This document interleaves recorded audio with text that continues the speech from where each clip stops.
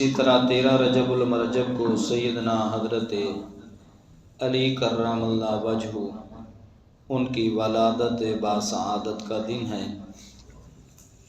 امام باقر رضی اللہ عنہ کی بھی شہادت اسی ماہ میں ہے۔ اسی طرح بہت سے اولیاء کرام عظام ان کے واقعات اس ماہ رجب المرجب میں پیش آئے۔ آج کے اس جمعۃ المبارک میں آپ کے داماد نبی پاک صلی اللہ علیہ وسلم کے چچا زاد بھائی حضرت علی کرم اللہ وجہ ان کی سیرت طیبہ کو بیان کرنا مقصود ہے، کیونکہ ان کی ولادت آنے والی ہے۔ حضرت علی کرم اللہ وجہ یہ چوتھے نمبر کے خلیفہ ہیں۔ اللہ تبارک و تعالی کے پیغمبر حضرت محمد مصطفیٰ احمد مجتبیٰ صلی اللہ علیہ وسلم کی لخت جگر حضرت سیدہ فاطمہ الزہرا رضی اللہ عنہا ان کے نکاح میں تھی۔ 4 خلفاء مشہور ہیں۔ پہلا نمبر حضرت ابوبکر صدیق رضی اللہ عنہ کا ہے، دوسرا حضرت عمر فاروق کا ہے، تیسرا نمبر حضرت عثمان غنی اور چوتھا نمبر حضرت علی المرتضیٰ شیر خدا کا ہے۔ پہلے دونوں خلیفہ حضرت عمر فاروق اور حضرت ابوبکر صدیق رضی اللہ عنہ یہ نبی پاک صلی اللہ علیہ وسلم کے سسر حضرت ابوبکر صدیق کی بیٹی نبی پاک صلی اللہ علیہ وسلم کے نکاح میں تھی، اور حضرت عمر فاروق رضی اللہ عنہ کی بہن جو ہے حضرت حفصہ نبی پاک صلی اللہ علیہ وسلم کے نکاح میں تھی۔ حضرت ابوبکر صدیق رضی اللہ عنہ سسر تھے، اور سسر کا درجہ اسلامی شریعت کی نظر میں باپ کے مناسب ہوتا ہے، اور داماد کا رشتہ جو ہے یہ بیٹوں کے مناسب ہوتا ہے، کہ داماد جو ہیں وہ بیٹوں کی نسبت سے ہوتے ہیں۔ 2 خلیفہ حضرت عثمان غنی اور حضرت علی المرتضیٰ شیر خدا ایک لحاظ سے نبی پاک صلی اللہ علیہ وسلم کے بیٹے بھی تھے اور داماد بھی تھے۔ حضرت علی المرتضیٰ شیر خدا نبی پاک صلی اللہ علیہ وسلم کے چچا حضرت ابو طالب کے بیٹے تھے۔ عبد المطلب کی وفات کے بعد، آپ کے دادا جان کی وفات کے بعد ابو طالب نے آپ کی کفالت شروع کی، اور انہی کے پاس رہا کرتے تھے۔ سورہ طارق 30ویں پارے میں ہے والسماء والطارق، کہ نبی پاک صلی اللہ علیہ وسلم ابو طالب کے ساتھ بیٹھ کر کھانا کھا رہے تھے، اچانک ایک ستارہ جو ہے آ کے ان کے صحن میں گرا، روشنی اوپر سے آئی آسمان سے اور ان کے گھر میں آ کر گری۔ تو ابو طالب نے پوچھا یہ کیا ہے؟ نبی پاک صلی اللہ علیہ وسلم نے فرمایا مجھے نبوت ملنے کے بعد اب شیاطین آسمان پر نہیں جا سکتے، جو جاتے ہیں ان کو فرشتے آگ کے گولے مارتے ہیں۔ یہ روشنی آگ کی تھی۔ وہ اوپر سرگوشیاں سننے کے لیے جاتے تھے، سرکش شیاطین آ کر نجومی جو کہتے ہیں اپنے آپ کو، ان کو جھوٹ سچ بتا کر وہ آگے دنیا میں پھیلاتے تھے۔ اب میرے آنے کے بعد، مجھے نبوت ملنے کے بعد اب کوئی سرکش شیاطین آسمان کے پاس نہیں جا سکتے۔ تو یہ سورہ طارق اس وقت نبی پاک صلی اللہ علیہ وسلم پر نازل ہوئی تھی۔ اللہ تعالیٰ نے پوری سورت کے اندر جو ہے انسان کی پیدائش کا بھی ذکر فرمایا، اور ستاروں کے بارے میں بھی ذکر فرمایا کہ ستارے کس لیے چمک رہی ہیں اور کس لیے یہ روشنی زمین پر آتی ہے۔ اکثر و بیشتر ہم روشنی دیکھتے ہیں۔ یہ بہرحال ابو طالب کی کفالت میں تھے۔ ابو طالب کو نبی پاک صلی اللہ علیہ وسلم سے بڑی محبت تھی، اتنی محبت تھی کہ اس وقت تک کھانا نہیں کھاتے تھے جب تک نبی پاک صلی اللہ علیہ وسلم آ نہیں جاتے تھے۔ کہاں کرتے تھے؟ کہ ہمارا کھانا پورا نہیں ہوتا جب تک میرا بھتیجا میرے ساتھ کھانا نہیں کھاتا۔ ابو طالب ان کے مالی جو ہے تنگی تھی، کمزوری تھی، اس لیے نبی پاک صلی اللہ علیہ وسلم نے فرمایا میں آپ کے بیٹے یعنی علی المرتضیٰ شیر خدا کی پرورش کرتا ہوں، کیونکہ آپ متولی تھے خانہ کعبہ کے، جتنے لوگ حج عمرہ کرنے کے لیے آتے ان کو ستو گھول کے پلانا، ان کی دیکھ بھال کرنی، سارا خرچہ انہی کے ذمہ تھا، کیونکہ ابو طالب کی وفات کے بعد یہ متولی بن گئے تھے خانہ کعبہ کا۔ اب ان کے گھر میں مالی تنگی تھی، اس لیے نبی پاک صلی اللہ علیہ وسلم نے حضرت علی المرتضیٰ شیر خدا کو اپنی کفالت میں لے لیا۔ بچوں میں سب سے پہلے حضرت علی المرتضیٰ شیر خدا نے کلمہ پڑھا، چھوٹے بچے تھے اور نبی پاک صلی اللہ علیہ وسلم کی پرورش میں آ گئے۔ حضرت علی المرتضیٰ شیر خدا رشتے کے لحاظ سے نبی پاک صلی اللہ علیہ وسلم کے چچا زاد بھائی ہیں اور داماد بھی ہیں۔ نبی پاک صلی اللہ علیہ وسلم نے ان کے بارے میں بہت ساری جو ہے فضیلتیں بیان فرمائی۔ مسند احمد میں یہ حدیث موجود ہے، میرے آقا مدنی کریم صلی اللہ علیہ وسلم نے فرمایا میں علم کا شہر ہوں، علی اس کا دروازہ ہے، جو بھی دروازے سے گزر کے آئے گا وہی علم حاصل کر پائے گا۔ جس کے دل میں مولا علی پاک کی عزت، احترام، عقیدت ہوگی وہ جو ہے میری شریعت کی روشنی پا سکے گا، میرا علم جو ہے حاصل کر سکے گا۔ حضرت علی المرتضیٰ شیر خدا رضی اللہ عنہ بڑے بہادر تھے، قد ان کا درمیانہ تھا، داڑھی مبارک ان کی کثرت سے تھی اور ناف تک ان کی داڑھی آتی تھی۔ قاضی القضاء یعنی جج کی حیثیت رکھتے تھے۔ حضرت عمر فاروق رضی اللہ عنہ کے زمانے میں حضرت عمر فاروق نے انہیں جج بنا دیا تھا اور کیس سنا کرتے تھے، بڑے عجیب و غریب ان کے فیصلے تھے۔ حضرت عمر فاروق رضی اللہ عنہ فرمایا کرتے تھے لو کان علی لکان عمر ہلاکا، اگر علی نہ ہوتے تو عمر معاذ اللہ ہلاک ہو جاتے، کہ انہوں نے ایسے ایسے فیصلے جو ہیں کیے ہیں۔ حضرت علی رضی اللہ عنہ کے فہم و فراست کی اگر آپ بات کریں تو اللہ تبارک و تعالی نے بڑی فہم و فراست اور عقل مندی سے انہیں نوازا تھا۔ اب ایک بچہ ہے حضرت عمر فاروق رضی اللہ عنہ کے زمانے میں، دو عورتیں لڑ پڑتی ہیں، وہ کہتی ہے یہ میرا بچہ ہے، وہ کہتی ہے یہ میرا بچہ ہے، فیصلہ مشکل ہے۔ سیدنا عمر فاروق کے پاس فیصلہ آتا ہے، حضرت عمر فاروق لاجواب ہو گئے کہ کیا میں فیصلہ کروں۔ انہوں نے حضرت علی المرتضیٰ رضی اللہ عنہ کے پاس یہ فیصلہ بھیجا تو آپ نے فرمایا میں اس بچے کو ذبح کرتا ہوں، کیونکہ جس کا بچہ ہوگا وہ کہے گی اسے دے دے تاکہ کل ایک نہ ایک دن میں اس کی زیارت تو کر لوں گی، اور جو جھوٹی ہوگی اس کے چہرے سے پتہ بھی چل جائے گا۔ حضرت علی المرتضیٰ رضی اللہ عنہ نے یہ فیصلہ کیا کہ میں اسے ذبح کرتا ہوں، تو جس کا بچہ تھا وہ کہنے لگی چلو اس کو دے دو، اور جو جھوٹی تھی اس کے تیوروں سے پتہ چل گیا کہ یہ جھوٹی ہے۔ حضرت علی المرتضیٰ رضی اللہ عنہ نے کہا، جس نے کہا چلو اس کو دے دو، آپ نے بچہ اس کو دے دیا اور فرمایا اصل میں بیٹا یہ تیرا ہے، یہ جھوٹی عورت ہے، بہانے خور ہے، لہٰذا اس کو اسلام میں سزا دی جائے گی، اس نے جو ہے ناجائز قبضہ کرنے کی کوشش کی۔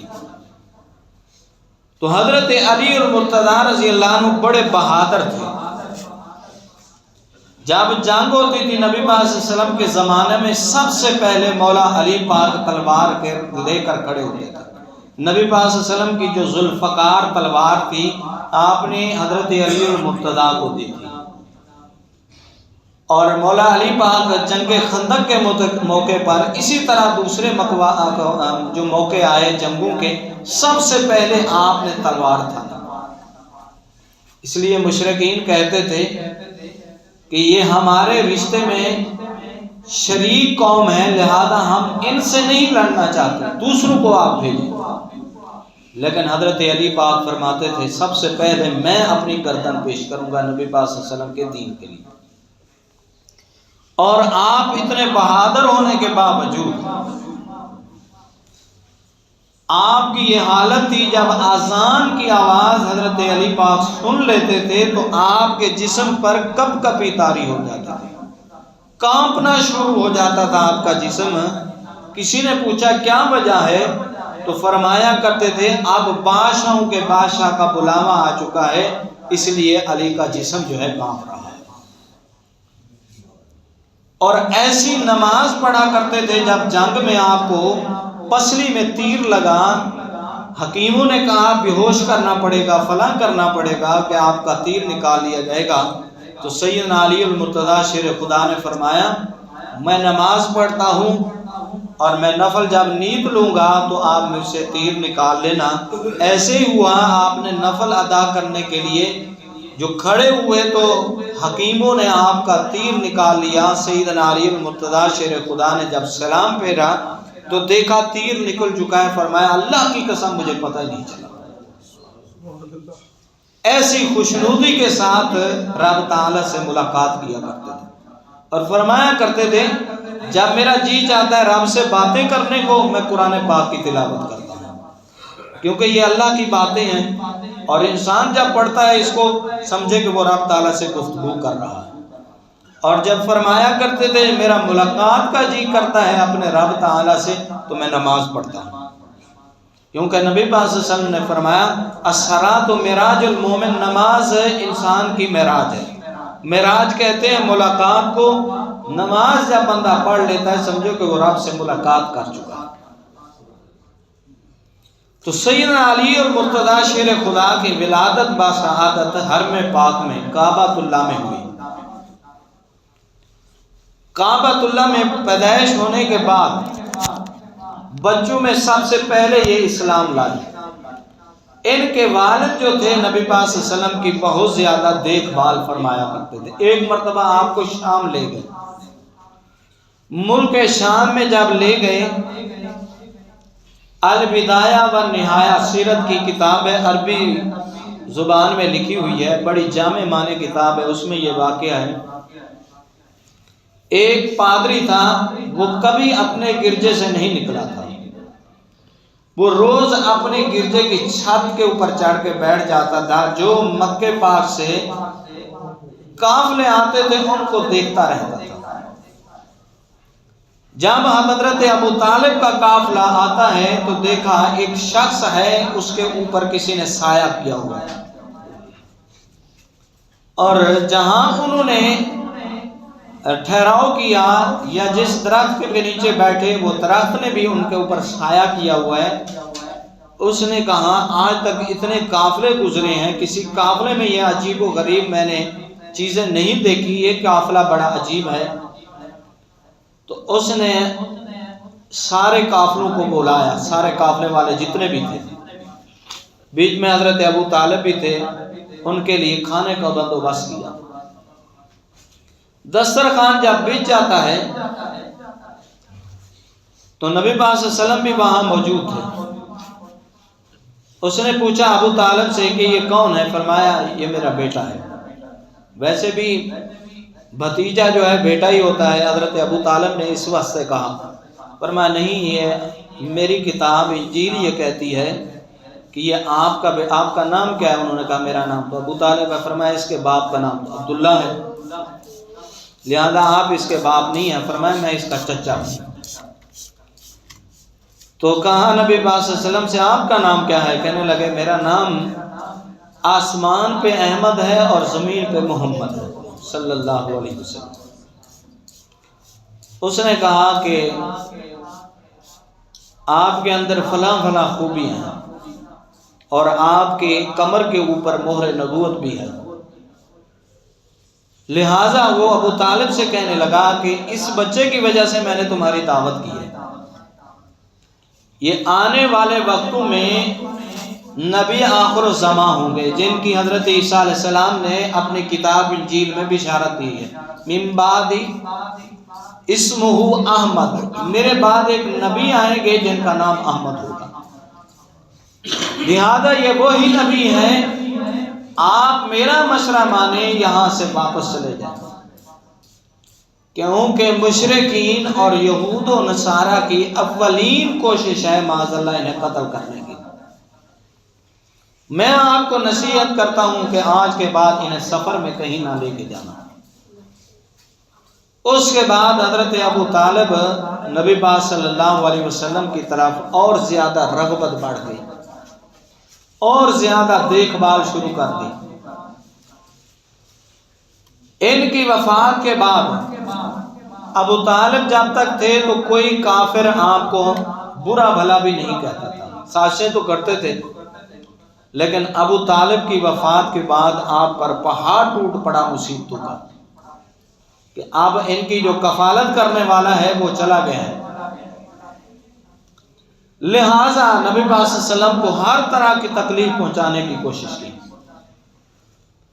لیکن نبی پاک صلی اللہ علیہ وسلم نے اپنا جو ہے دامن نہ چھوڑا، حق پرستی کو نہ چھوڑا. فرمایا میں حق گوئی بیان کرتا رہوں گا.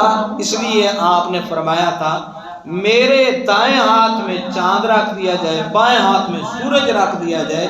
مطلب یہ تھا کہ جتنی سرزمین پر سورج طلوع ہوتا ہے، جتنی سرزمین پر چاند چمکتا ہے، اگر اس کی بھی مجھے بادشاہت دی جائے تو تب بھی میں آپ کو بیان کرنے سے باز نہیں ہوں. تو اس کے بعد جب کافر لاجواب ہو گئے تو اس لیے آپ کے قتل کی سازشیں کرنے لگے. تو سیدنا علی المرتضیٰ شیر خدا رضی اللہ عنہ کی ولادت باسعادت 13 رجب المرجب کو ہے.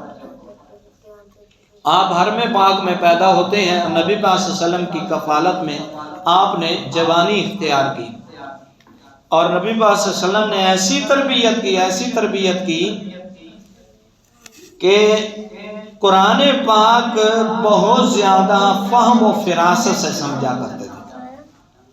اور جتنا حضرت علی المرتضیٰ رضی اللہ عنہ کے دل میں اللہ تبارک و تعالیٰ کا خوف، جیسے میں نے پہلے بتایا کہ اذان کی آواز سن کے جسم کانپتا تھا، وگرنہ کافر انہیں دیکھ کے لرزا جاتے تھے اور ان کی تلواریں جو ہیں ہاتھوں میں کم کپی طاری ہو جاتی تھی حضرت علی المرتضیٰ شیر خدا کی بہادری کو دیکھ کر.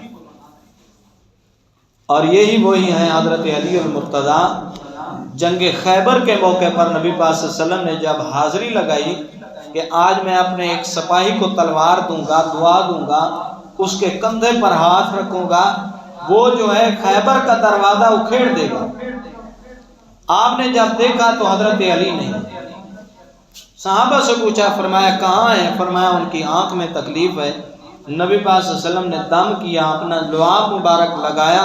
سیدنا علی المرتضیٰ شیر خدا فرماتے ہیں میری آنکھ بالکل ٹھیک ہو جاتی ہے اور درد ختم ہو جاتا ہے. پھر نبی پاک صلی اللہ علیہ وسلم نے مجھے دعا دی، فرمایا اکیلے میں نے وہ دروازہ اکھیڑ دیا تھا. اتنا وزنی دروازہ، 40 دن جس دروازے اور جس حویلی کا محاصرہ کیے رکھا صحابہ کرام نے، نبی پاک صلی اللہ علیہ وسلم کی فوج نے، اور اس کی دیواریں اتنی بڑی تھی کہ اندر کوئی جا نہیں سکتا تھا، لیکن مولا علی پاک نے اس دروازے کو اکیلے تنہا پھیڑ پھینکا نبی پاک صلی اللہ علیہ وسلم کی دعا کی برکت سے. تو ان کی ولادت 13 رجب المرجب کو ہے. اللہ تبارک و تعالی ہمیں انہی جیسا عشق محبت اتباع نصیب فرمائے. وآخر دعوانا الحمدللہ رب العالمین.